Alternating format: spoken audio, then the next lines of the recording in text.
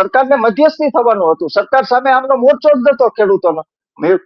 ખેડૂતોનો મોરચો એટલો જ હતો કે માર્કેટિંગ યાર્ડમાં કડદો થાય છે તેમાં મધ્યસ્થી સરકારને થવાનું હતું. સરકારને આદેશ જ કરવાનો હતો કે ભાઈ ખેડૂતોને ક્યાંય લૂંટ આવી રીતે ખોટી રીતે ચાલતી હોય તો એ બંધ થવી જોઈએ, નકર અમે આ બાબતમાં અમે પગલા ભરશું.